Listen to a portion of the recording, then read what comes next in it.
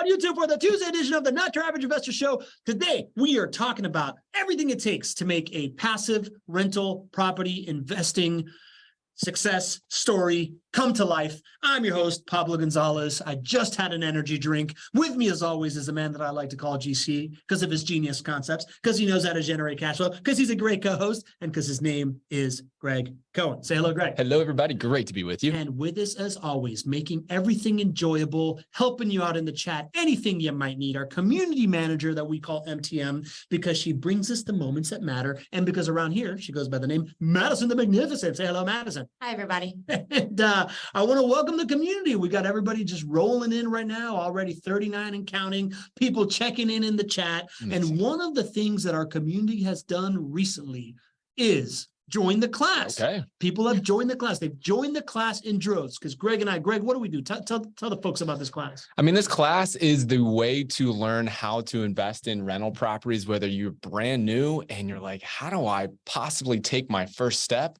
Well, guess what? This class is here to take you step by step, showing you how to evaluate a property, how to evaluate a market, how to choose the right team to manage the investment for you as well. An even deeper dive than what we're going to go through on the show today. Financing, title, how to avoid cash flow killers. This class is built for you if you're going from zero to your first property. But guess what? If you want to go from maybe 5 properties to, let's say, over 300 properties, the best way to do that is to learn from somebody who's done that. And I've done that. My team has done that. And we're bringing all that experience so that you can scale as well. So the best thing that you can do, if you love the show, and most of you show up each and every single week, if you're not enrolled in the course, you need to take that next step. Join the 200 plus other community members that realize that if you want to have success in real estate investing, there's 2 things that you always want to be investing in: growing your network and growing your knowledge. You're here to grow your network in the class, continue to grow in the community, but you also want to continue to grow your knowledge. What better way to do it than from a dude that owns 300 rental properties himself, Gregg, and manages 5,000 rental properties, and his trusty sidekick that gets to talk to people about it all the time, me, and have a good time with it. And it also comes with it another benefit. It reduces the chaos of joining here and not knowing all the nicknames and all the acronyms. You can just lean into that because you are focused already on the knowledge part, and you get to be part of what, GC? Well, before I tell you what you get to be part of, let's tell them where to go. Let's tell them where to go. Don't be mad. Right. You got to go to notyouraverage.com and roll there. Easy peasy. There we go. Mike Black is asking, what's the cost of the course? It is $997. Mike, I guarantee you, if you ask anybody here in the chat, the course is well worth that $997. It will help you in your real estate journey. We hope to see you there. There you go. And we want you to be part of what you see. The roll call, baby. All right, who we got? We got Christopher Lee leading us off today. Christopher leading us off from Fernandina Beach. Ooh, I like that. We got our friend from Granada, Miguel Angel Sanudo, saying hello, everybody. We got the ringmaster of the Drew show, Barnhill. Drew Barnhill. We got the MVP of the community, Mr. Lee Bishop. Mr. Lee Bishop. We got Tom Leon. You know Tom. Oh, hey, he knows Anonymous Attendee. I know Tom all about that. Our American naturalized citizen, originally from France, member of the team, and world-class bocce ball player. Not bocce ball, pétanque. I don't know the difference between that. Tom, maybe he would never let me live that down. If I walked out of this room, saw Tom, and I didn't give him the shout out for pétanque. Another teammate in the house, Layla Powell in the house. Another teammate in the house, Courtney Robinson in the house. There must be a reason why teammates are showing up. I don't know. I wonder why. All right. We got the early bird in the house. Dean Curry. We got Sir Jeff Bolton. Good day, everyone, from wherever you are. I'm sure he says that with a British accent in my head. We got Lita Song in the house coming back from Minnesota. All right. Back, Lita, making a habit out of it. We got our second family, the regulars, Rosalind and Gary Riley from Murrieta, California. We regard you. Plus, we got Big Ern in the house. All right. Big Ernest Opperly in the house. Good to have you. We got the fairy godmother in the house. Jen Filson, of course. Filson from Monterey Peninsula. We got Tasha Newton. Another JWB teammate. Another JWB teammate saying she loves the energy. It's the Celsius energy drinks, Tasha. Who else we got in here? We got the man. Billy Green. Green from the Dewey Mountains of Colorado. Dewey Tell. All right. Who else we got in here? Troy Lazzotti. New name? New name. New name. New name. All right. Troy, Welcome to the party. Good to have you in the house. Troy is asking for a link to join the class. Madison will put that in the chat right now. Troy, make a habit of coming here, man. Would love to see you here more often. Who else? We got Nikki Cormier in the house. Hey, yo, from Massachusetts. Nikki is not a new name. No, I didn't think so. Nikki is a new name, but not a freshly brand new name. Not brand new. Been here a couple of times. All right, Nikki. Good. Love to have you back. We got Hervé Francois. From the Dirty Jers. The Dirty Jers with a What Up JWB fan. We got our favorite name to pronounce, Aaron O'Neill.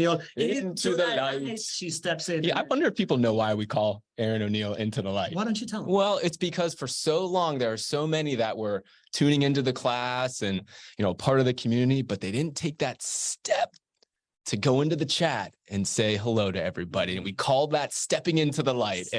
One beautiful moment, Aaron stepped into the light and is a fixture in the chat from that moment forward. So we got my friend Bob Wiesner in the house, who's in St. Augustine today. Him and his wife got a couple of commercial real estate retail stores in St. Augustine. He spends time between here and there. Bob, good to have you back in the Florida. We got Jamie Crawford, teammate. Another JWB teammate, past guest. Kathy Lubin in the house. All right. Kathy, good to have you as well. Who else we got in here? Jay Hardy from Denver. That's a new name. New name. All right. Jay, good to have you in here, man. I'll be flying through Denver. I'll be in Denver in like 3 weeks, speaking at Podcast Movement. So I plan to have like a little impromptu, not your average investor meetup over there. Not your average investor. The investors. just a few of my investor friends. So we'll talk about it. I'll have Billy Green recommend some good places and the rest of our family out there. All right. Mike Black's got some Q&A about the course. Are you able to tap into bank-owned properties that are out there all over the country? We absolutely tap into bank-owned properties when they're available, but we turn those into passive real estate investments. Mike, this course and this community is really designed to help you as a passive real estate investor. So, in this case, this isn't for folks that are wanting to go out there and learn how to buy bank-owned properties on their own. These are folks that, want to diversify their assets into a better asset class, being rental properties, and want it to be done for them. And so if you have a desire to build a passive income rental property portfolio, that's what this course is designed for. But on the back end, in order to do that, JWB, of course, knows how to tap into bank-owned properties, and that's one source of how we get our inventory. Yeah, we'll talk about that in a second. And Mike is also asking, do you joint venture with charities in doing real estate investing? Oh, Mike, man, I love these questions. Charity is right up our alley. JWB has actually donated 5 new construction homes to families in the Jacksonville area who needed help with affordable housing. It's a part of our own charity, which is called JWB Cares. And so charity is at the core of what we do, but that's not all that we do. We actually partner with a number of different charities. We actually just partnered with Rethreaded. We had a team volunteer day. When was that? Maybe a couple of weeks ago. Yeah. Really every month or two, we actually partner with various charities in the community. So yes, absolutely. It's a big part of who we are, what we believe in. Yeah. Canines for Warriors. Absolutely. Threaded, Habitat for Humanity. I mean, as the content guy over here, we do the editing of all the different events that you guys do. So really, really cool. Actually, spoiler alert, people talk about it in today's video. So today, first of all, want to welcome 2 of our esteemed members of our community that have also joined. Our favorite Pacific Northwesterner, Nadeem Shaw, of course, clearly with his trademark good afternoon. And Big Papa's in the house. We love it when he calls in Big Papa. I love it when he calls in Big Papa. You want to tell a story about Big Papa? Do I want to tell the story about Big Papa? Well, so Pablo, I was hanging out with my dad this past weekend. He was at my house, and Pops is like, "Hey man, listen, I gotta think of things to say." He's like, I've got this reputation now. I'm known as Big Papa, but I don't really know about, rap music. What do I do, Greg? And I'm like, Dad, listen, it's a big problem. You're gonna have to figure that one out because you got a big reputation. So Dad's taking this thing seriously, everybody. I love it. Following in the footsteps of Notorious B.I.G. is Greg's father. All right, let's do this, GC. We wanted to put together, number one, a kind of just like an understanding for folks of what it takes to succeed with this thing as a passive asset. We also wanted to showcase the team a little bit. So we did a couple of innovative things for this show. It's different than any other show. I have a bunch of videos submitted by the team on what they do per role. We're going to go through them as each different department is going to tell us what they do and what they're measured on. Gregg is then going to contextualize for you how that fits in as a rental property investor. But if you take the course, one of the big things that you're going to learn is that there's a big difference between Uncle Lou's property management and a professional property management company. And while most turnkey experiences are so focused on this idea of how do I find a property? Where's this property? The deal, this and that. And then they just go on Craigslist and find a property manager. That is a recipe for disappointment. Mm-hmm. The recipe for success is completely inverted. The first thing that you want to do is identify your team. Identify the people that are able to make those numbers on a sheet come true. And when you know where those folks exist, once you've put together that team, then you can safely go evaluate that market, see if it fits your goals, and then the property part becomes easy. 100%. I mean, on one hand, this is the greatest opportunity for you to ensure a successful investment is not necessarily picking this property after or that property, but that's where most people spend all of their time. The greatest chance that you have to ensure success in your rental property investing career is by focusing on the team. You know, at the end of the day, the numbers show that owning real estate long-term is a better asset. You have a better return on investment and you have less volatility. That's not up for debate. It is a better asset. But the reason that most people cannot take advantage of it is because of the experience of being a quote unquote landlord, or the experience of all of the negative things that you can hear of when you think about rental property investing. That's what holds people back. Your property management team, your asset management team, you know, the team controls the experience. So if you want to be in this game and you want to be there for a full market cycle, which is what you need to do in order to win, you've got to focus on the team. And that's why I'm so excited to showcase the team today. Yeah, got to focus on the team. And one of the things that you're going to notice is that there's some pretty obvious roles here, and then there's some in between roles that are less obvious that really add to the whole experience. But let's start with one of the more obvious roles. I think when you are the average investor, they're thinking about, investing in rental properties. The first thing they think about is acquisitions, right? So why don't we start there? And we're going to introduce you here to Cassandra Knatzer. She goes by KJ, folks. She goes by KJ because she's been on my team well before she was the last name Knatzer. She was a joiner at one point. She's been on the team for 11 years now. She's a part of JWB. That's, you can't think of JWB without her. All right. Well, I'm sure she doesn't like this first little speech. So let's just get started with KJ. Well, let's do that. My team is responsible for acquisitions. We help investors by finding the investments that we are going to renovate or build new construction on for you to purchase. On the acquisition side, we're measured on networking. It's really important that we work with investors here locally. We play well in what we call the sandbox with other people that we work with. Networking is a huge part of how we drum up leads, how we purchase properties on the acquisition side. So we want to make sure that we continue to grow those relationships. And even in a changing market, we like to know what our competitors are doing. And so we reach out, we build those relationships, we have lunch, we go to networking groups here locally to make sure that we're still in line with what's going on and that we're still keeping those relationships and continuing to buy from people that have provided us deals and leads for a very long time. I was a little bit surprised. I would have thought that the metric that she would have brought up would be something like bids put out or something like that. But, it makes a lot of sense, this whole network thing. Can you tell me why she's so focused on the networking and the local knowledge? I can. But let's, we kind of preface this by what you would think a normal experience would be if you're thinking about buying a rental property. Before we go into the networking component, let's talk about the fact that it's not normal to have an operation be vertically integrated that actually buys the assets before they sell it to you. Most companies, even what people call turnkey companies, simply just represent somebody else's property and put a fancy spreadsheet together and then sell it to you and basically are an overpriced middleman.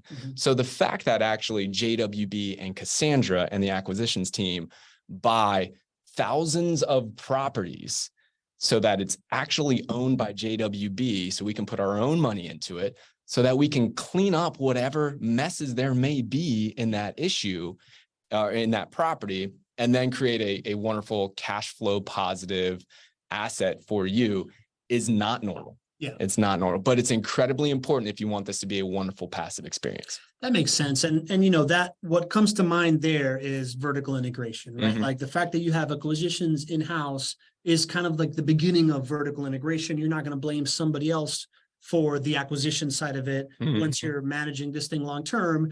And then I think the back end of vertical integration is something you talk about all the time. You don't go to other cities because you pride yourself in local knowledge. 100%. And that to me feels like KJ just really just in one statement wrapped up the whole value prop of vertical integration. It's we're the ones acquiring your property and we are the ones with all the local expertise. And that is a giant competitive advantage that nobody will ever have over JWB in Jacksonville for sure. 100%. I mean, the reason that we focus in one place is because at the end of the day, this is going to create a better investment for you. We're absolutely convinced of that.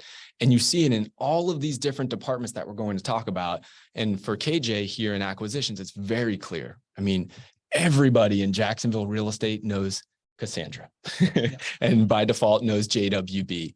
And so we have been buying hundreds of properties a year when the market was on fire. We have been buying hundreds of properties a year when the market wasn't on fire. And when KJ says we're going to close on something, we close on something. And so that's why networking and our reputation is a benefit to you, because we're able to acquire properties at the right price so that we can make a profit, but then it works for your numbers at the end of the day. So it's cash flow positive and poised for growth over all 5 profit centers. There you go. You make your money when you buy in real estate. So having that in-house is a big deal. And if you're going to move into a market and you're going to buy a property, what's the next thing you're probably going to want to do here? You got to renovate it. You're probably going to want to make it nice. So let's talk to the renovations team with William. What's William's last name, GC? Bergsteiner. Bergsteiner. That's a great last name. He sounds like a left tackle. All right.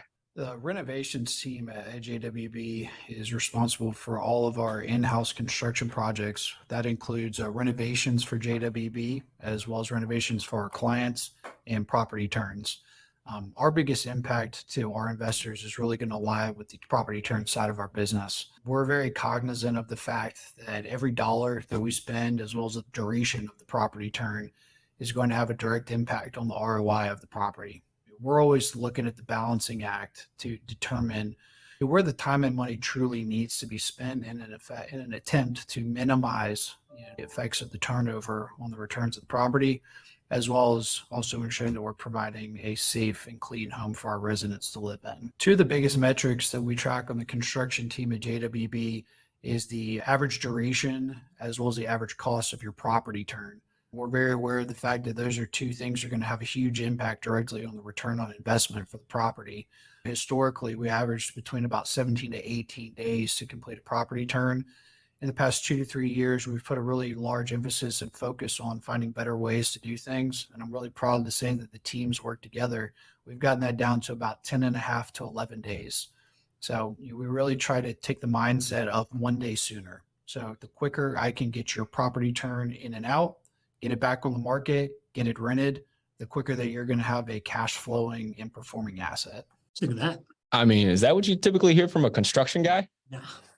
No. You normally I'm hearing from construction guys about how much longer it's going to take. Yeah, right. Not how many days we can take off. I heard, return on investment at least 5 or 6 times. I heard, 1 day sooner, right?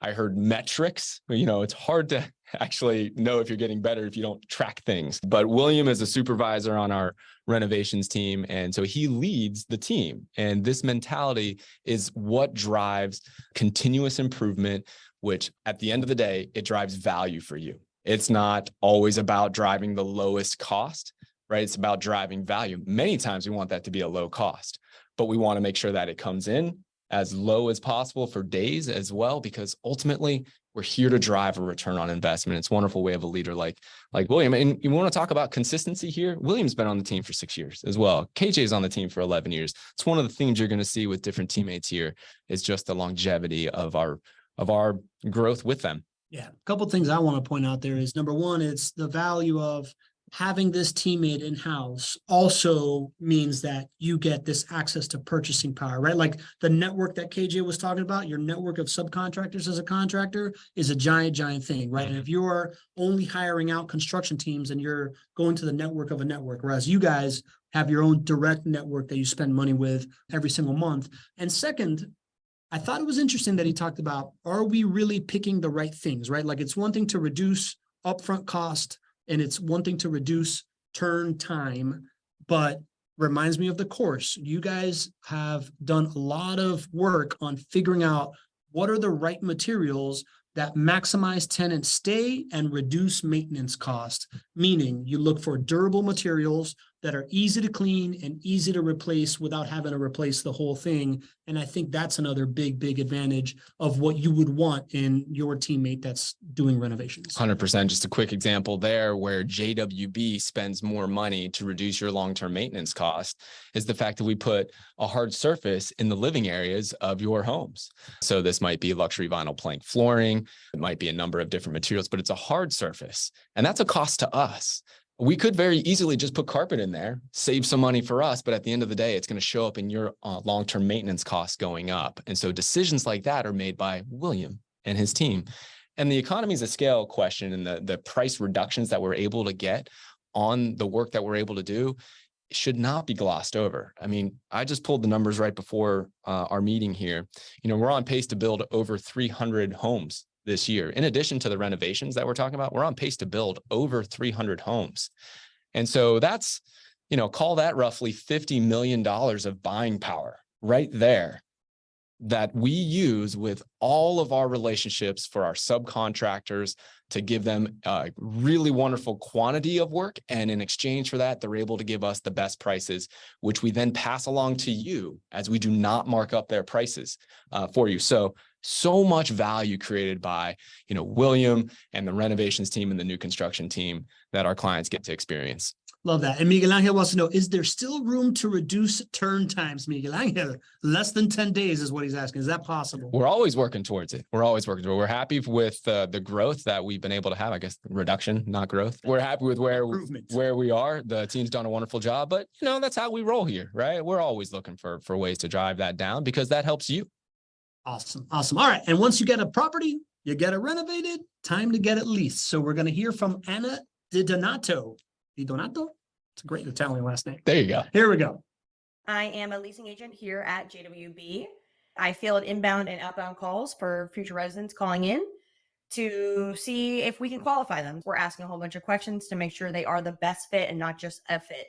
We want to make sure that we are building that long-term relationship right on the front end so that you guys, when we pass it off to the property managers, there's no issues. They know who we are and they know what we stand for. We are measured on as a leasing team, market to move in. So basically the day that your house hits the market, we are focused on getting a person in and moved into that property as soon as possible. So we're trying to minimize vacancy costs and make sure that we are putting the best residents into the house that can stay for those 2 to 3 years. All right. Jesse, what do you think about that? Well, I just want to point out some things that are just not normal when you're talking about a property management company, right? At the end there, she mentioned 2 to 3 years, right? We only sign 2 and 3 year leases. That is hard to do. If you go to normal property management companies, they're only going to sign 1 year leases because that's the normal way that property management runs. And because property management companies actually make less money in the short run if they were to sign 2 and 3 year leases. So this leasing team, they just challenge themselves over and over and over again to the tune of renting. We're on pace to rent over, let's see, we're at 860 houses that we've rented so far through July. So call that around 1,500 houses that we're going to rent this year. And all of them 2 to 3 year leases. So much value there. I loved how she talked about reducing time on market. Reducing time on market is incredibly important from your return on investment perspective. But let's face it, when your home's not rented, that is one of the worst parts of this investment as well. So client experience is largely tied to homes being occupied. So the goals for the leasing team are tied to making sure that we reduce those days on market. It's one of the best things that we can do to ensure a really wonderful client relationship in addition to hitting your returns on investment. Yeah. The thing that sticks out to me is this idea that if I'm looking to build my team, I want somebody that is focused on that days on market, focused on getting it filled. But she said something big that isn't just, not that we're just filling it, but we're filling it with the right person. And based on what you said, the right person is somebody that's going to stay there 2 to 3 years. So if I'm building on my own team, those are the questions I'm asking. I'm asking, hey, how are we going to make sure this person stays for as long as possible in this thing to reduce turns? Absolutely. And again, 9 years on the team with Anna. She's one of our senior leasing agents. And for many, many years, and still consistently, she has set the bar for what leasing could be at JWB. So we're super, super lucky to have her on the team. Love it. And another very natural question, Jay Hardy joining us. Jay, good to have you, and good to have you already chiming in. What is the property management monthly fee percentage and upfront leasing cost that you charge? Yeah, pretty much in line with industry standard. You'll see 10% of the gross rents that we collect will be your monthly property management fee. And then we charge 1 month's rent for your upfront leasing costs, otherwise known as a tenant placement fee. GC, you mentioned something in the class, right? Of like, there is people out there that'll do like 8% leasing fee, but that's almost like a warning sign, right? Can you talk a little bit about that when you're building? Yeah, I think it's very much you get what you pay for. And I can't stress this enough that you don't win in this asset class unless you're in for a full market cycle, and you won't stay in long enough unless you enjoy the experience. So if you're going to require premium in any part of this investment, require a premium decision be made on the team behind the investment. That's the only way you're going to enjoy this, right? That's why so many clients here on the call continue to add to their portfolio. They don't do that unless the experience is not great. And so if you go in trying to find the part of this equation that's responsible for the experience, and you try to go in just trying to get the lowest cost, I think you're going to get what you pay for. And you're going to, what do they say? I always screw up the saying, bite off your nose to spite your face. Did I say that one right? I think you said that. I don't know if that Something applies. Like getting a good look at a T-bone, it's going to butcher or something like that, right? I just watched Tommy Boy the other day. There we go. Great movie.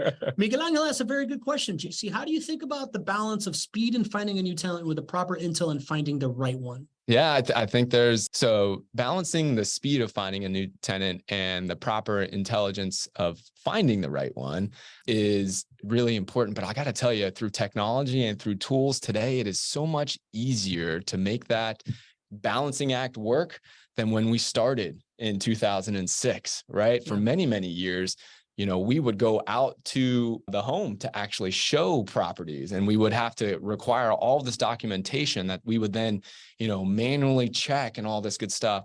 Well, one of the reasons why property management companies are doing better overall in this space is because property management has largely benefited from technology, and it's been able to, streamline and make the business more efficient. So I think it's a wonderful question. We don't really have to choose between access to credible information or speed of filling the home now in 2023, whereas in 2006 or 2008 and 2010, when we started, it was much more of a question, could we get all this documentation from the resident? Wow, they couldn't provide this, this, and this. We think it's good over here, but we're going to have to wait an extra week. Do we want to wait that extra week, or do we move forward with somebody else? Those were decisions or questions that you had to ask a lot more in 2006, 2008, 2010. Now, through the technology that we have, it's really streamlined and really at our fingertips. I also have to imagine that if what the standard is how can we keep people in there as long as possible? If you're going to err on one side, it's like finding the right tenant that's going to be there longer. Like if it takes me an extra month to find someone that's going to stay there for 4 years versus, getting somebody in today that's going to stay there in 1 year and then turn, it's pretty easy to prioritize length of stay, right? 100%. I mean, you put a resident in there that leaves before the end of the lease term. It's not just the, loss of rent that you would incur while they moved out. There's the risk of damage to the home, right? There's another tenant placement fee that you would have to pay. So absolutely erring on the side of you don't even err on the side. You only move forward if they are meeting our standards. And because of technology, we're able to be objective about that to a degree that was even harder to do 10 years ago as well. But yeah, you absolutely hit on a good point. The right tenant is the only answer here. Yeah. And Lee, also MVP of the community, wants us to say, if you get 5 homes, you get 1% off. If you got 10 homes, you get 2% off. The elite VIP. That's true. For anybody, JWB Elite, if you buy 5 properties, we drop your management fees from 10% to 9%. If you get up to 10 properties, then we drop your management fees from 9% to 8% monthly. Gotcha. All right. So now you got at least the next thing you need is property management. So you're going to meet Kate Taylor, who I met while we were running a marathon. I am here to talk about our property management team. One of the most obvious things is we're responsible for making sure that rent gets paid. If residents don't pay on time, making sure that we are collecting rent is pivotal, and our team works extremely hard to make sure that we do that for all of our clients. And then, of course, providing a really great experience for our residents is super important to us. We want to make sure that we're the best in the business, that they love JWB, and that they love their homes. Because at the end of the day, when their lease is due, we want to make sure that we're able to renew that lease. We work extremely hard to renew leases, to reach out to residents far in advance, to try and get that locked in, make sure that they're loving everything and seeing what we can do to make sure that they want to stay. Because that's extremely important and really affects returns if we're not doing that. One of the biggest things that we track and measure is renewing our leases. Historically, we always were renewing at 70%, and we really pushed ourselves the last few years. Last year, we renewed 72% of our leases, and that is our goal again this year. All right, GC, what do we have to learn here? Are you seeing some themes emerge here from different parts of the business? Are you seeing folks not necessarily talk about the blocking and tackling of what needs to be happening here, but relating it back to returns on investment? Again, we're in this little like JWB bubble right now, but this is not normal for property management. If you call up a typical property manager and you ask them to relay how renewing leases is going to help your return on investment, the conversation will not go very well. But Kate, she's a manager on our property management team. She's been on our team for 6 years. Again, theme here.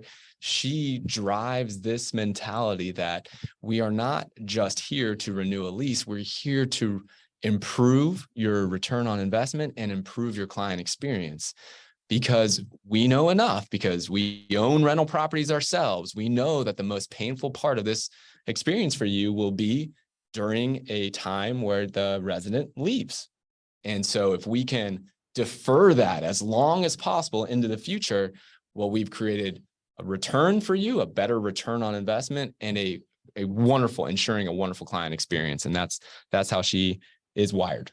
Yeah. And another thing that's going to start to pop out more and more in these videos is relationship and experience, right? Like you guys talk a lot about relationship and experience. This is, again, hitting on this idea of it's not just the client relationship, it's also the resident relationship, and how we make those as long as possible is the key to victory, whether it is you guys continuing to sell more properties to your investors or the resident staying in the house as long as possible. I think is also a very telling factor that I would want to be hearing from everybody on my team that I'm building if I'm building my own team out here. It's like you have an opportunity for everybody to win here. And for you to win as an investor, the resident does not lose. Mm-hmm. And what I find in talking with our clients is that really matters to people. People don't want to just make money to the detriment of another person here. Sure. And, many times in property management or in real estate investing, people think that it has to be that way. But our property management team, led by Kate, does not think about it that way. We're constantly looking for initiatives to treat residents like gold. What comes to mind is, every Thanksgiving, Kate and her team think of a few residents to go and hand deliver turkeys to on Thanksgiving. And around the holidays, we do a number of different initiatives as well. And it comes from a place of knowing that we can all win together. And listen, it's just more fun when you have wonderful relationships. Just like we have with clients, it's way more fun when you have wonderful relationships with residents as well. This next one that we're going to show is the first time that I was like, what? You guys have this department? But this is Rochelle Constantino with the Occupied Maintenance Department. So I'm going to let y'all listen in here. I am with JWB's Occupied Maintenance Department. Our department is responsible for facilitating all incoming work order requests from our residents. The dispatcher is able to determine that this might not be a necessary repair. It can be as simple as flipping a breaker in a breaker box or changing a light bulb. In these situations, the dispatcher would walk carefully with the resident over the phone how to resolve this issue. We do receive those requests that come through that are necessary. The dispatcher will check on the property's history. Is this under warranty? What is the right vendor for this? Is it going to be the best vendor for timely repair, adequate repair, cost savings for our client? The vendor is dispatched and it is assigned to a maintenance coordinator. The maintenance coordinator is also responsible for working very closely with the vendor throughout the repair process, as well as the resident. The occupied maintenance department are measured on many different goals. One of their main goals is average work order days. Average work order days simply mean how long does it take to get that repair made from the time the resident requested. Keeping the resident happy with a quick repair so they can get back to their normal day-to-day routine is also very important. When the resident is happy, they're more likely to want to renew a home. One of my personal goals that I have as a dispatcher is what internally we call solved over the phone. I personally have given it my own little nickname of resident knowledge empowerment. We hold a very high standard to this goal, and I have met it every single quarter I've been in this department. I'm very proud to say that one of the greatest accomplishments of this solved over the phone, aka resident knowledge empowerment, has saved our clients over $55,000. You see, the first thing here was I was surprised that this department existed. Mm-hmm. And then the next thing you'll notice is that this was my hardest edit job because her list of responsibilities was, I kid you not, like 6 minutes long. And I had to figure out a way to compress, like I was able to compress everybody into like a minute. But this department that I didn't even know existed seems like it's like this like glue department that does a ton. You want to tell us about it? Oh my goodness. And I love the way that you characterize this, that you didn't even know this existed, but once you found out that this existed, you're like, holy cow, how does anybody operate at a high level without this? Yeah. Right? Do you think most property management companies have this? No, I would assume that they don't. They do not. If they're talking about maintenance, it's done over, 5 or 10 different people kind of maybe working in some type of unison, but not. But here at JWB, we have leaders in place who are here to drop your maintenance percentage. When you hear Rochelle talk, I mean, you're just blown away by the importance of what she's doing when it relates to your bottom line. She's talking about how her team has saved our clients over $50,000, and that's 100% accurate, but that's just only for this year, right? If we're talking about years, this is hundreds of thousands of dollars of additional return on investment that is going right to your bottom line. And again, if we relate not just the return on investment, which is why, this is so important, but it's the client experience. If we can focus on the things that are going to frustrate you the most and put a leader in place to drive that cost down and make that experience better, you're going to have a much better customer experience. I think Rochelle's role here is a great example of people just not even understanding what a vertically integrated company really is. But when you understand it, then it's kind of like Bandon Dunes. If you know, you know. If you know, when it comes to an occupied maintenance department. Very cool, man. And the other thing that I notice is anytime somebody comes up with languages, what they do in a creative way. I knew you're going to love that. I'm all in, Yeah. right? And something that I find really interesting about that, and Lee brought it up, Dean brought it up in the chat as well, but giving a title to something that seems whatever as a idealized state, I think is a very, very heady thing that adds importance and relevance all the way around. So I love what Rochelle did there, and I really enjoyed it. 100%. And it's just somebody who cares, right? In most companies you do business with, you're not sure if that person on the other end cares, right? The teammates that you're seeing at JWB and the ones that you're not seeing, they care. They think about this. They come up with terms that matter to them, which then matter to their teammates and to their metrics and to you. Totally. And now onto more non-obvious roles that I wouldn't have thought that a real estate company has, a portfolio management department, which is headed up, or I don't know if headed up, but our representative here is Allie King. Absolutely. The portfolio management team here at JWB plays a huge role for our investors. Majority of our investors have never been to Jacksonville, much less visited their investment properties. So our team is building trust with clients through transparency to be the eyes and ears for the home for all things property management and asset management, as if the investor was at the home themselves.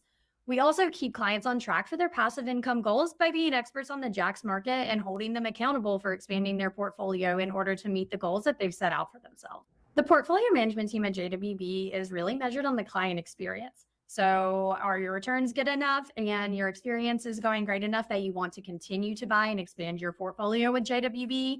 And also, is your experience great enough that you want to continue telling your friends, your family, your hairdresser, your dog walker, everyone that you come in contact with, this awesome investment company and property management company in JWB? So GC, one of the things that sticks out there for me is as portfolio management, like if I think about like my financial advisor who manages my portfolio, I just expect them to be a subject matter expert.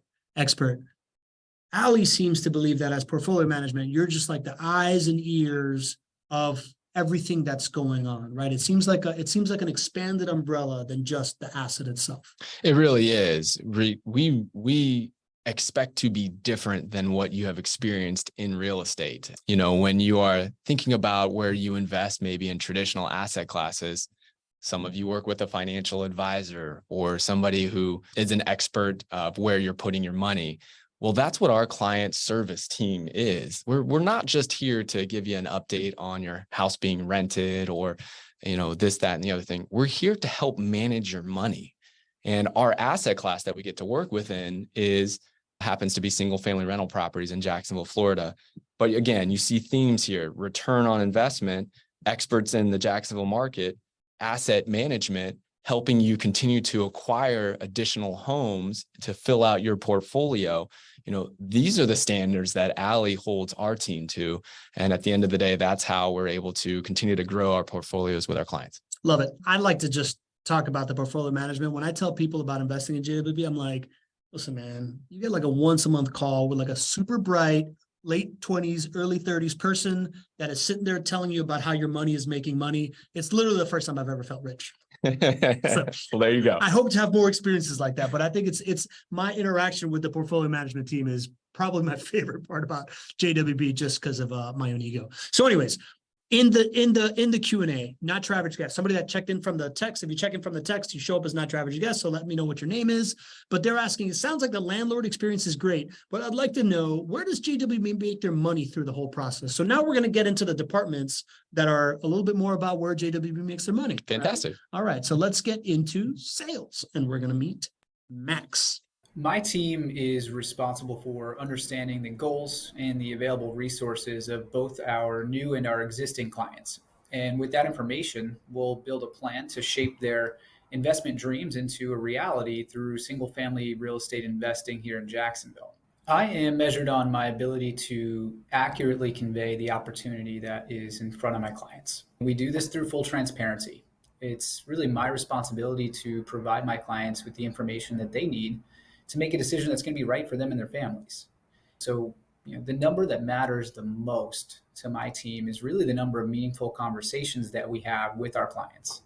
The better that we understand our client's situation, the more effective we can be in helping to determine if we're going to be the right fit for them. So this one really surprised me, man, because when I think about a sales guy, I'm assuming, all right, man, I'm measured on touch points, KPIs, right? Like leads or whatever. And like my goal is to sell properties and keep the cash register going. But Max is Max is not your average guy. I'm friends with Max, right? We've gone to concerts together. And the fact that he is like, my job is not a salesperson. It's not to like move properties. It's to understand people, really stands out. And then the idea that he's measured on meaningful conversation and understanding, that to me is not an average KPI. You want to tell me about that, JC? Yeah, absolutely. I mean, we talk a lot about how our job on the sales side is to be the best resource we can be for those folks that we have the opportunity to talk to. And sometimes that means selling properties to those folks. And a lot of times that means choosing to not sell properties to those folks and helping them in whatever path is better for them. This concept of being a good fit really matters to us. We really, really believe it. You've heard it from 2 or 3 different teammates so far. And so that's Max's charge, and our sales team's charge is to quickly determine if we're going to be a good fit. And if we're going to be a good fit, that's wonderful. We have the opportunity to build this wonderful relationship. And of course, we measure our sales and all those other good things as well. But, we don't want to sell properties to folks that we are not a good fit for, because it's long-term, it can cost a lot more than the income we would generate. And so Max is super at really understanding goals, understanding what you're looking for, and then, putting that perfect portfolio together for that person. He's the gatekeeper of the cool club, I guess. Mm-hmm. So to answer not your average guest's question directly, right? Like the main source of income for JWB is selling people homes, right? There's also the property management side in which you create recurring revenue by managing their homes as well. But the thing that really drives the boat for you guys is selling homes, which is why you focus so much on the long-term relationship, on the idea that very few people come to JWB and buy just one property, right? It's this idea of getting you to a portfolio property, managing your portfolio. Yeah, absolutely. You can think about this. If you go and you buy a rental property, call it the traditional way, you're going to buy it for that market value of that property. And then you probably pay a commission on top of that and all that good stuff. Well, when you buy a property from JWB, you pay market value for it. You just don't pay a commission as well. So whether you pay the commission or not the other way, it's kind of right on par with how you are probably buying it elsewhere. Then you go and you hire a property management company, you pay property management fees to that property management company. Well, you'll do the same thing with JWB. So JWB, our little niche here is that be able to find that same kind of price point that you were paying to a number of different teammates. We're going to be at that same price point, but it's just going to be a much better client experience, vertically integrated, all under one roof. So that's how we make money. I'll give you the 4 ways that we make money. We make money on the sale of the home. So we buy it and build it or renovate it for less than what market value is. So we sell it to you at market value. We make money there. That's the biggest source of our income. We make money on property management fees, which we talked about earlier, 10% of the gross rents that are collected. We make money on the tenant placement fees, which are equal to 1 month's rent. And then we make money on the renewal fees as well, which are only $200 for every year that we renew. So we work hard to renew as much as you can, which is what you heard from Kate on the property management side. Yeah, there you go. And now your average guest is asking, how do I get started? How you get started is you go to chatwithjwb.com, pick out a time that's convenient for you, and you will start going into the process of being evaluated to see if you get into the cool club. No, I'm just kidding.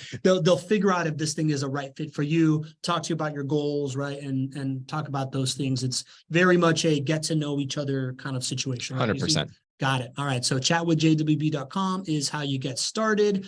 And another way that you guys kind of like adds to the fountain of income here is a program that's only available to accredited investors, but it's also private lending, right? You're from the private lending department. 100%.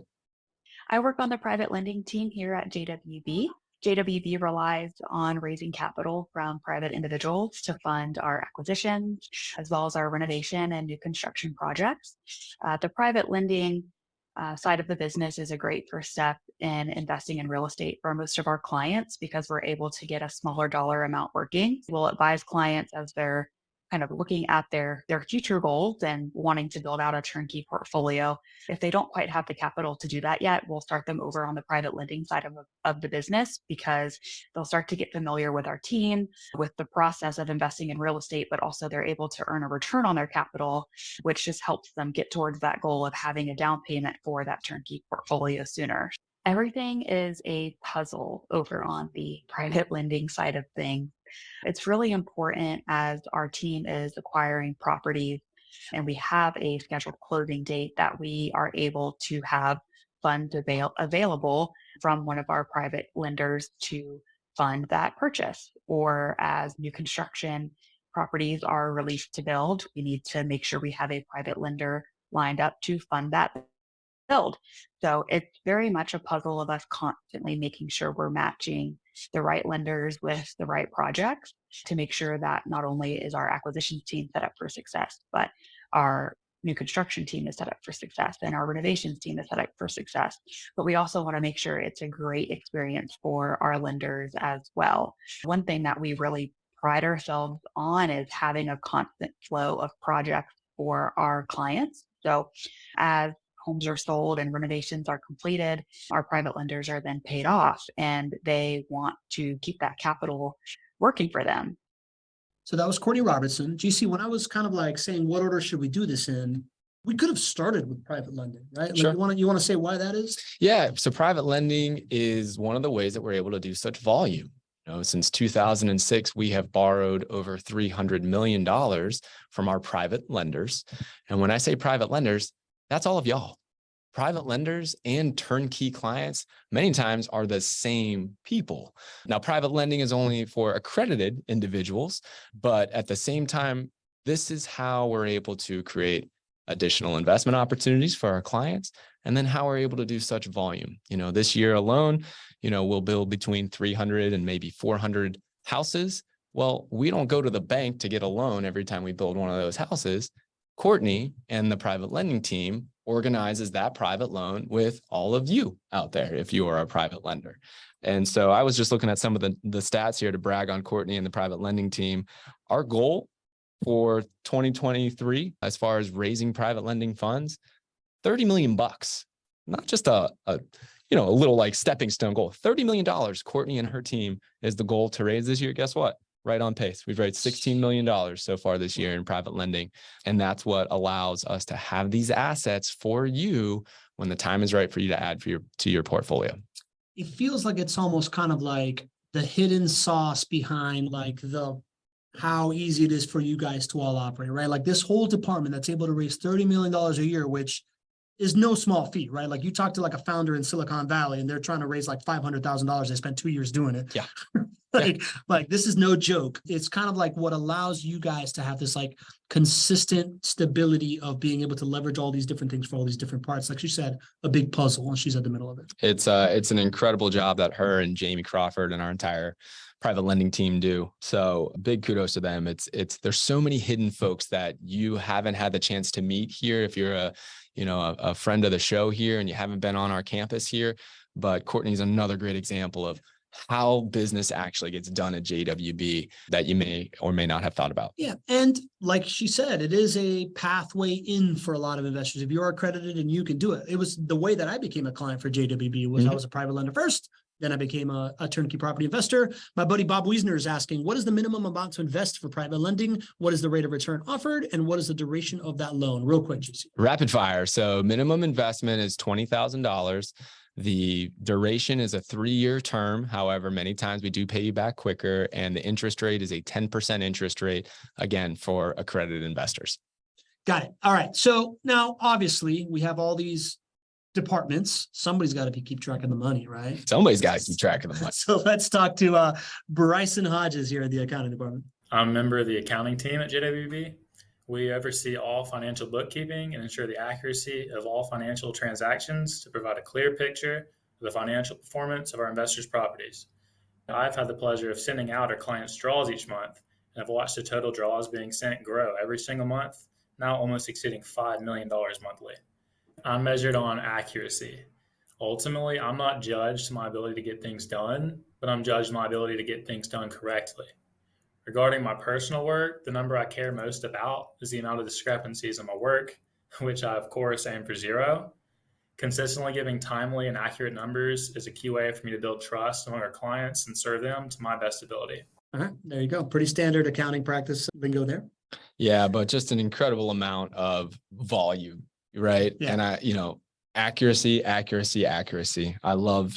that all makes us all breathe a sigh of relief knowing that, Bryce and the accounting team is focused on that, because there's a lot of moving parts, to be able to deliver over $5 million of rental income each month to our clients means that there's a whole lot, there's more money than that coming in, right? And then making sure that that is, in the right accounts times 1,600 clients with over 3,000 properties that have been purchased, over 5,600 properties that are managed.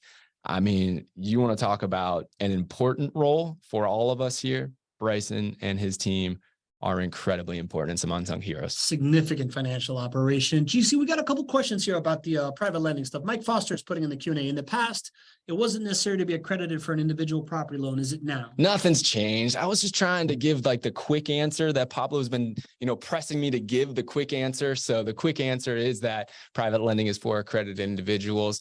There's an exception, and that's if we have a pre-existing relationship with you. If we have a pre-existing relationship with you, you do not have to be an accredited investor. And so that might be, I see some folks are a little bit confused. Everybody who's confused, we probably have a pre-existing relationship with you. So that probably didn't come into play. If you have some questions, if we have a pre-existing relationship with you or not, just reach out to the team. Go to chatwithjwb.com and we can, sort through that and see if we can, allow you to be a private lender. Walking a fine line here. All right. So we're going to do 2 more departments of things that you need when you are building a team that you may or may not know. And then we're going to give you a sneak peek video tour behind the scenes at JWB offices. And if you haven't been here, you get to see that. But first, I want to answer somebody's question in the Q&A saying, my name is Zlatko. I'm a Jax resident. Do you help investors when they want to sell their properties down the line? How can investors offload their properties in the future if needed? Zlatko, we have a show coming up about that because people have asked that. Yes. So within the next 6 weeks, we got a show coming up about that. But GC, give them the quick question. Simple answer is yes. Liquidating the assets is a part of what we can help with. We facilitate, we plan it in advance with you. And then when it's time to execute that, we make it really simple and easy. All right. Now, with all these teammates and all these moving parts, somebody's got to be worried about operations out here, right? Of course. And it has its own department. She's the queen of the data flywheel, Tara Klein. My team is responsible for the day-to-day operations at JWB. I call our operations team the bridge builders. So we are the ones to bridge the gaps in between each team to ensure that information flows the way it needs to set both our residents and our owners up for success. A lot of what we focus on is time to income. So making sure that our market to move in timeline is really low, because we know that the pain point for an investor is when your home's not occupied. Another one is the renewal percentage rate, time to income, TTI as we call it here. We love our acronyms. And one thing that we're measured on, but isn't a direct measure in our data flywheel, which I love, which is my baby, is our culture. And so that one's a different one to measure, but it's one that the operations team really finds important and is our baby that we nurture. I knew that we'd talk data flywheel, but I love this idea of operations equals culture. As I build my own team and my own company, I realize that however much friction you can reduce from people in like having to wonder what they're supposed to be doing, how they're supposed to be doing it, and with what they're supposed to be doing it, the more it allows for people to do their best work. And the more the people are doing their best work, the more, of a cohesive team, of a better culture, of a better get along thing, which is a resounding thing here. So I love that she brought up culture and operations. You know what? And I think operations is the perfect place to drive that culture that you're talking about. And Tara is one of the absolute drivers of our culture. She just, it was very early on when Tara came onto our team that we knew we had a special talent and that she believed in us. And then she believed what we believe. And now Tara, through not just her operations team, but through our entire team, is, helping to spread that message, that why, that culture. Tara is responsible when new employees come on board. Tara sits down with them in the very beginning and says, here's our company history. Here's where we started. She tells some funny stories about how in the beginning of the, when it was Alex and myself in our condo, when Alex, the way that he would go and sell first properties was he had a car that was such a beater upper that the driver's side door didn't work. And so he would have to get out of the passenger side door in order to be able to go and meet somebody at a property and sell a property. So she shares these culture building things because it matters. At the end of the day, the experience is why you're investing. That's what's going to help you be here for the long run. The team drives that experience for you. And what drives the team is the culture.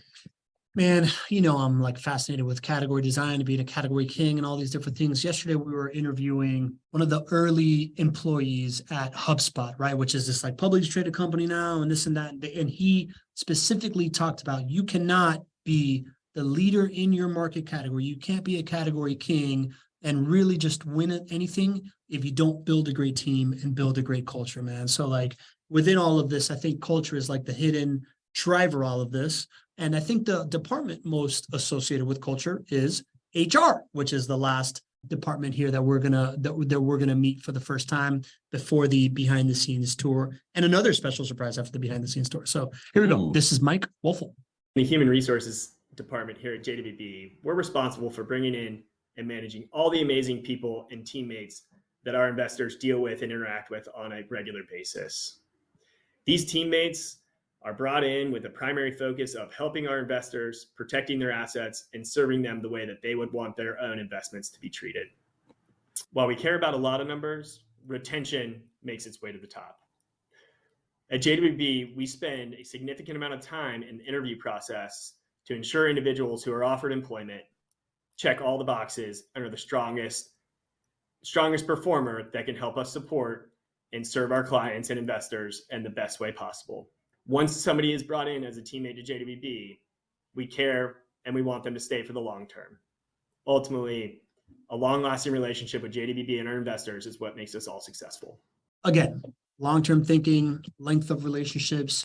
Lee, tongue-in-cheek here in the chat says HR at JWB seems redundant. But like one of the things that we talk about in the class is this idea of you want your team that you're investing with to be incentivized by individual metrics that move the needle. And this idea of somebody that is driving the metric of length of employment and consistency inside the team doesn't seem redundant at all. It seems like one of the most crucial metrics to be driving if what you want to do is build long-term relationships. Yeah, absolutely. And I'm glad to introduce Mike to you. Mike is our CFO as well. Mike's been on the team getting close to a year now. I don't know if we've had the opportunity to showcase him here, but and so HR rolls up through our CFO here at JWB. And so I'm glad that Mike, is able to kind of share a little bit about what drives him on the HR side. Of course, accounting rolls up to Mike as well. Everything he talked about is really important. And one of the easiest ways to kind of culminate all of that is Best Places to Work awards. That really matters. Hopefully it matters to you to invest with a company that wins Best Places to Work. I can tell that it matters for talent acquisition for us. We've won Best Places to Work 9 times, and there's not a whole lot of companies that have won that 9 times. And so, that's one of the ways that Mike is able and our team is able to attract talent. Then when we bring the talent in through the interview process, guess what? We're looking for that magic word. Is it a good fit? That magic phrase, is it a good fit? And so Mike and his team are incredible at that. And, that's what powers our organization is talent acquisition. Love it, man. Love it. All right. So now we're going to have the 2 little surprises at the end. 1 is the backstage tour of JWB, and 2 is a magical compilation of what everybody said was their favorite part of working with JWB. So nice. That's a treat to the team. If you want to see that, stay till the end. Real quick, before we get to the tour backstage, let's rapid fire through some of these questions. Miguel Angel Sanudo says, how do you envision the future of this business, AI, big data, new technologies, and in general? Rapid fire. Oh, man, I love that question. I think we're all trying to learn, but we're actively exploring ways to integrate AI. Yeah, one of the things we didn't talk about is JWB has a R&D department that we didn't really highlight here, but they're always poking out at the boundaries of what's happening in 10 years. Tara Paget has a question. Have you ever had to extend a note or default on a private lending? Defaulted? No. Extending a note, it's not as scary as you may think. So there are times when projects last longer than 3 years. And when that note comes up at the 3-year mark, the first thing we would do is go to a client and say, hey, would you like to extend this? And many times the client says yes. If the client would say no, we'd say, okay, we'll just pay you back. But the idea of extending a note, sure, we've extended them. It's not that big of a deal. Got it. Mike Foster has a question. Is anyone working at JWB over 40? That's funny. Yeah, I know. In the videos that we chose, it doesn't seem that way. Some of those folks that you just chose there were over 40. They just look so darn good. You couldn't tell. That's what happens when you know what you do, man. And we do have some folks that are way over 40. Maybe we'll do more and more of these videos and share more and more of the team. I know I would love to showcase more and more of that. And I think it'd be great for the team to get some love as well. And Mike Foster's also asking, has Adam R. left? Adam Regal. So he was our chief financial officer. He is now our chief investment officer. He hasn't gone anywhere. All right. Partner Adam Regal. He's not going anywhere, right? No. All right. So now, one of the things that we talk about in the course as well is this idea that when you are investing with a team, there's a lot of these investment groups, there's a lot of these property management companies that are just a phone number and a website, right? Like you really want to be able to knock on their door. Having office space is risk mitigation for you when you're picking a teammate, right? Because you want to be able to find them. You want them to not just be this like hidden thing. So I think how much office space you have and how big your team is, we've talked about it a lot of like, if you are building out a team, you want it to be stable. And one of those telltale signs is headcount and office space. So let's talk about the office space. Here's a little behind the scenes into JWB headquarters and how people interact with it. Am I on the right thing? Nope, I'm not on the right thing. First time doing this, everybody. You've been incredible today as the maestro, by the way. It's been pretty good. We're going to walk in to show you a quick tour of where my team sits.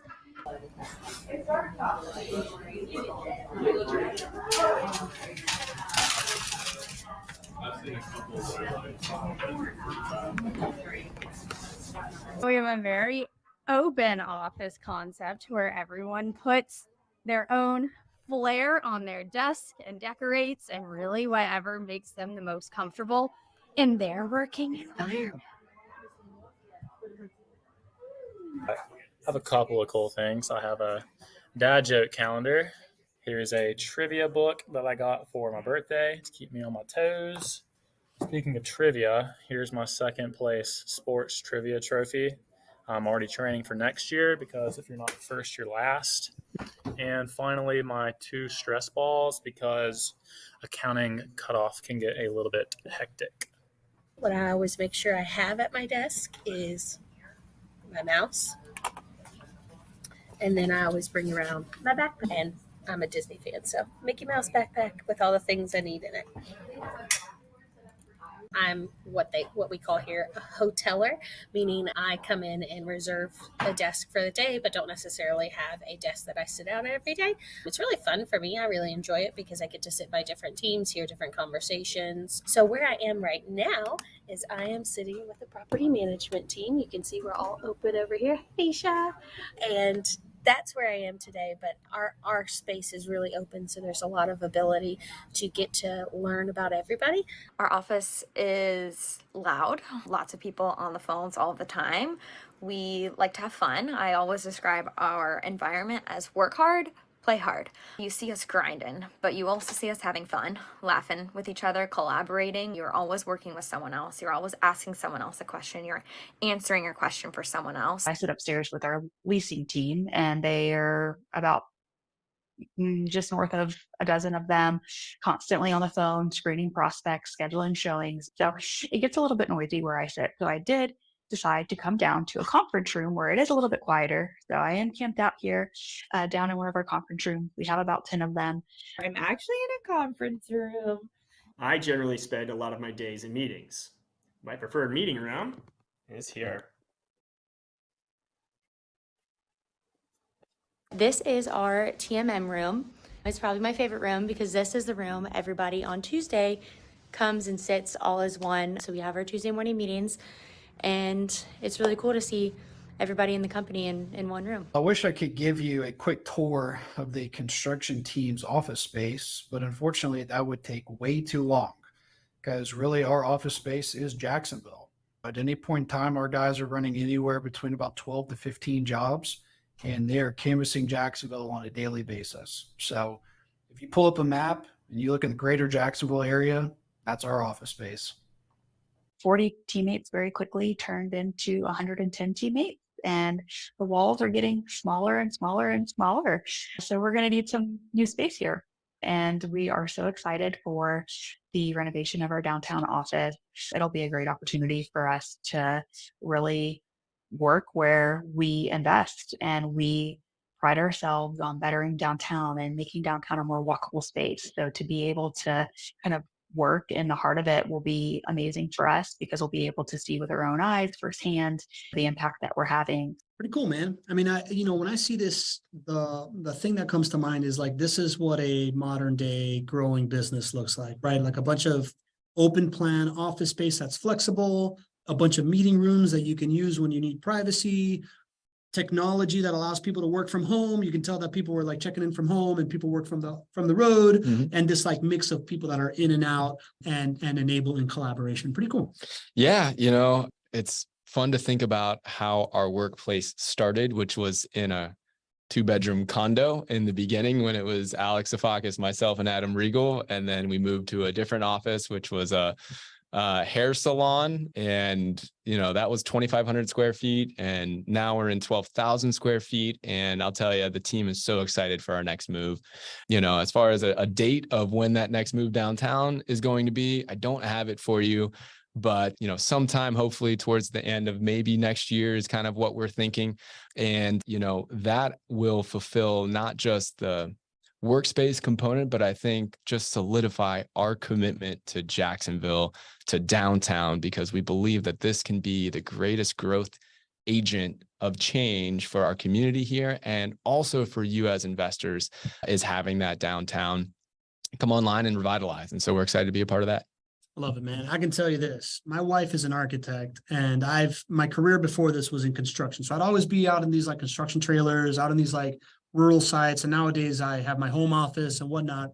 While my wife's offices have always been in a cool downtown center, and I've always been super jealous of that. Like I've always wanted to work out of like an urban center where there is stuff going on and afterwards there's happy hour and blah, blah, blah. So I'm personally, as somebody that works out here a couple of days a week, super pumped for the downtown move, man. Yeah, awesome. All right, GC, we're going to now show at the end of this, to finish this call up, we're going to show each of the teammates' favorite thing about working at JWB. Cool. We have this compilation. It's a thank you to the team, but we're going to end with that. So I just want to say to everybody that showed up and asked great questions, we never take it for granted that you take a Tuesday over an hour here to like listen to us, to be part of this conversation. I hope that you've enjoyed this. Is a little labor of love on my side, on the team side. I really want to thank the JWB teammates that submitted these videos. I know that you all have a million things to do, and one more thing is one more thing, but you really crushed it. You really gave me some really great content to work with.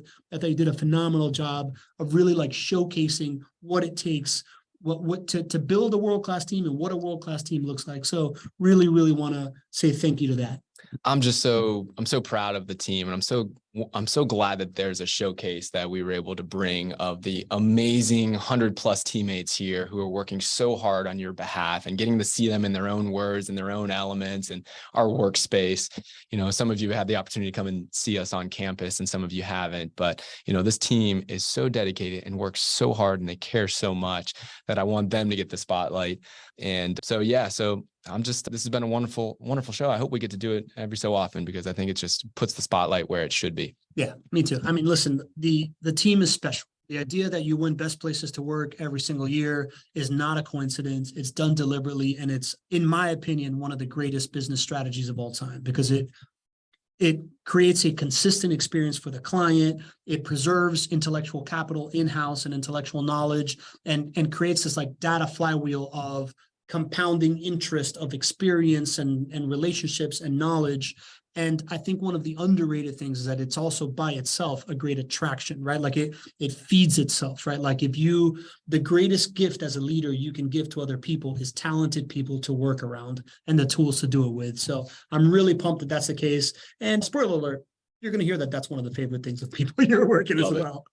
So I guess we're going to sign off with everybody's favorite experience. If you want to have, but before we say that, if you want to have a great experience in rental properties, build a great team, right? Like the property is only a one-time thing. You acquire the property once. The team is what is going to make the difference on whether you succeed or not in this asset class. And if you want to build a team of great people, you can't be average. All right, let's check this out. Managers that have my back. My favorite thing about working at JWB is that I actually get to play a role in helping clients' dreams come true. We get to see people send their kids to college. We get to help people retire early. We get to help people get the funds to invest in a dream home, maybe to pay off different debts. It's incredible to get to see people's lives change just from what we do here in Jacksonville. My favorite thing about working at JWB is the feeling that I'm making an impact in the lives of others through our volunteer events. I'd say my favorite part about working at JWB is playing an active role every day in something so much bigger than most of us even realize.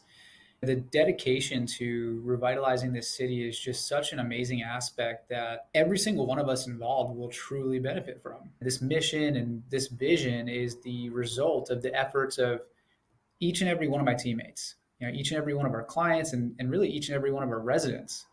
So it brings out an immense amount of pride in what we do here every single day. If you've asked all of us about what your favorite thing about working at JWB is, I assume that 95% of us have probably said the people. I really love working next to the people that I work next to every day. It's fun. It makes it enjoyable. You're at work usually a lot more than you're at home. And so the ability to work with people that are fun and challenge you and enjoy working and like laughing is really awesome.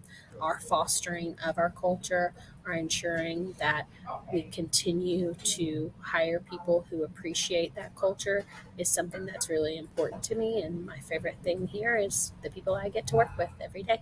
My favorite thing about working at JWB is the team, the culture, and the never-ending opportunities to learn something new. We're a small company that enters into new ventures rather quickly. It creates fantastic opportunities to learn and be challenged, but I can tell you the people in the team are bar none. I would honestly say my favorite part of working at JWB at this very moment is my team. My team has been so supportive of everything that I do personally. I have great managers that have my back. They're looking to help us improve, not just like business, but also personally. I care so much about the people that I work with, and I grew up playing sports and really was looking for being in some sort of team environment, and that's really what we are here. There, to me, it's not coworkers, it's not employees, it is my team, it is my family. My favorite thing about working at JWB is my team. We had a core value before as part of JWB is my team is my family. One of the main things I do love about working here is I've never missed a kid event at school or, worried that I can't be with them if they're sick. But I continue to thrive and get my own my responsibilities while I'm here, and they understand and appreciate me for doing that. My favorite thing about working at JWB is the family mentality. I really thought it was fake. I say this every time. When I first started working here, I was like, there's no way this company cares for their employees as much as they do. Well, they do. Everybody is family. We're all one team working towards one dream. My favorite things about working at JWB is definitely the family atmosphere that I've grown to love. We don't just have that internally with our company, we have that with our clients. We get our client visits in our office, and it's so awesome to get to see them walk through and they get to see what we do day to day. And I think that's something that not a lot of property management companies are willing to do.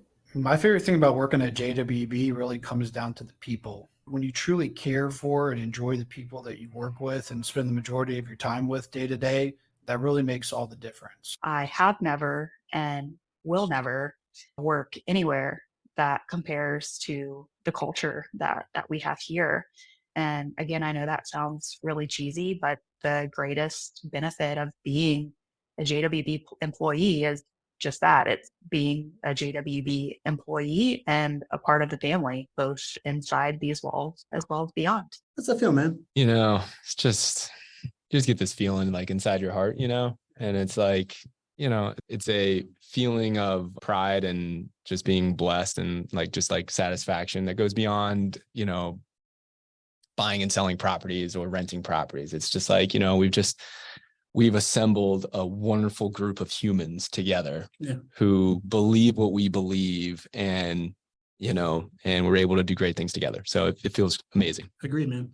Listen, as I was editing all this stuff, and I did it personally, I just couldn't help but feel this just enormous sense of this is everything that I believe in, right? It's like the building of a community. It's a building of a group of people unified underneath a singular mission that all agree on these core values that they like to play on. And what that leads to is clarity and the openness to be able to collaborate, right?